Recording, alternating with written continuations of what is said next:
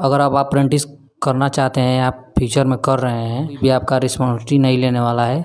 आप न कीजिए, आप अपने ऊपरी अधिकारी को ऐसा सूचित कीजिए। जो लोग एक्ट अप्रेंटिस करना चाहते हैं उनके लिए मैं वीडियो के लास्ट में एक बहुत ही इम्पोर्टेंट जानकारी देने वाला हूं, इसलिए इस वीडियो को अंत तक ज़रूर देखिएगा। हेलो दोस्तों, नमस्कार।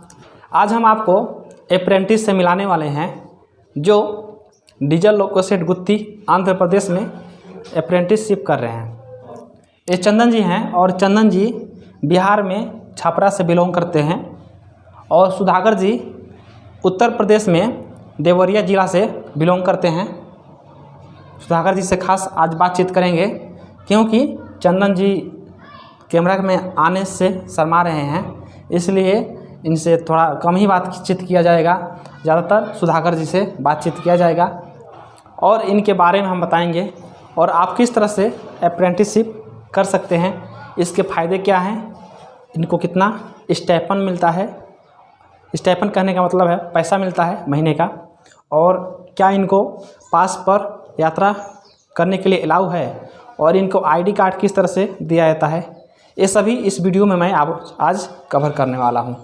हम इनके रूम पे आए हुए हैं और इनसे हम खास बातचीत करेंगे जो खुद अप्रेंटिसशिप कर रहे हैं और जानेंगे इनके बारे में किस तरह से काम होता है।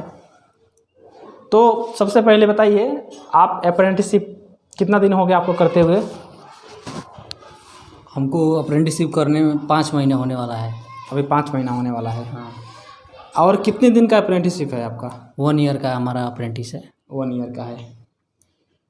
हाँ, ठीक है। और कितना स्टाइपेंड मिलता है? 8,658 रुपीज़। हाँ, 8,658 रुपये इनको स्टाइपेंड मिलता है। और कौन सा ट्रेड से आपका ITI है, ये बताइए। हमारा ITI डीजल मैकेनिक से है। आप में से यदि कोई अप्रेंटिसशिप करना चाहते हैं तो जिस तरह से आपका ट्रेड रहेगा उस तरह से आपको काम कराया जाएगा। मान लीजिए आपके पास इलेक्ट्रीशियन है तो आपको इलेक्ट्रिक संबंधित काम कराया जाएगा। फिटर है तो थोड़ा हार्ड काम कराया जाएगा, और मैकेनिकल डीजल है तो और भी थोड़ा हार्ड काम करना पड़ेगा। लेकिन जिस तरह से, कहने का मतलब जिस तरह से आपका ट्रेड है उस तरह से आपको काम करना पड़ेगा। यदि पाइप फिटर है तो पाइप फिटर से रिलेटेड आपको काम करना पड़ेगा। और इनका आईडी कार्ड देख लीजिए, इस तरह से रहता है।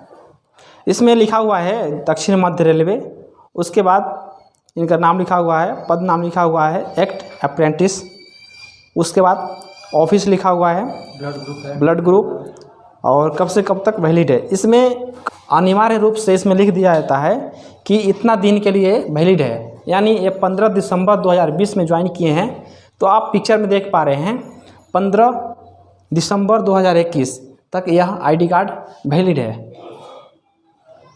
अप्रेंटिसशिप यदि कोई करना चाहता है और वो सोचता है कि मतलब ऐसे ही ट्रेन में सफ़र कर ले तो वो सफ़र नहीं कर सकता है, उसको पैसा से टिकट लेके सफ़र करना पड़ेगा। चलिए अब जान लेते हैं इनके काम के बारे में, काम किस तरह से कराया जाता है डीलर साइड में। चलिए बताइए काम किस तरह से करना पड़ रहा है आप लोगों को?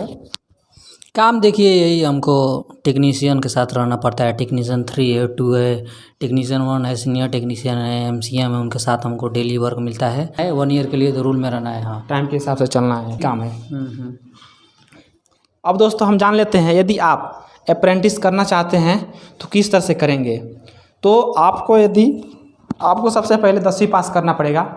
10वीं पास करने के बाद आप कहीं भी ITI कीजिए, 2 साल का, कोई भी 2 साल का ट्रेड कीजिए या 1 साल का कीजिए। उसके बाद रेलवे वैकेंसी निकालती रहती है अप्रेंटिसशिप का, और जो भी जोन आपका अप्रेंटिसशिप निकाला है उसमें आप फॉर्म भरिए। यदि आपका नंबर उस लायक है तो आपको सेलेक्ट कर लिया जाएगा। सेलेक्ट करने के बाद आपको 1 साल के लिए यहाँ पे करना पड़ेगा अप्रेंटिसशिप, और अप्रेंटिसशिप जैसे ही 1 साल में फाइनल हो जाएगा उसके बाद आपको क्या बेनिफिट मिलेगा, तो वो सर्टिफिकेट जो मिलेगा उस सर्टिफिकेट से आप ग्रुप डी में नौकरी पा सकते हैं। नौकरी पाने के लिए आपको छूट मिलेगा, उसमें 20% तक आपको छूट दिया जाएगा। यदि आप अप्रेंटिसशिप कर लेते हैं तो आपको ग्रुप डी में 20% तक छूट दिया जाएगा। बहुत बड़ी बात होती है। यदि कोई भी आपके घर में है, अप्रेंटिसशिप करने के बाद अगर थोड़ा थोड़ा भी पढ़ाई जारी रखेगा तो उसको नौकरी हो जाएगा ग्रुप डी में। और बहुत से लोग बोलते हैं कि लोको पायलट टेक्नीशियन उसमें भी छूट मिलेगा क्या? नहीं, सिर्फ आपको ग्रुप डी में ही छूट मिलेगा। अन्य कोई भी पोस्ट आता है, कोई वैकेंसी आता है तो उसमें आपको छूट नहीं दिया जाता है।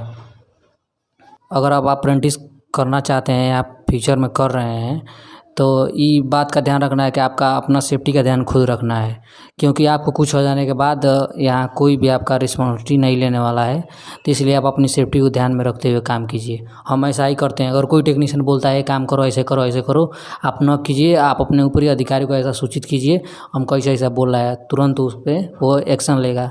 तो मैं ये अपना अनुभव देना चाहता हूँ। Thank you Sudhakar ji, thank you, आपने बहुत लोगों को प्रेरित किया।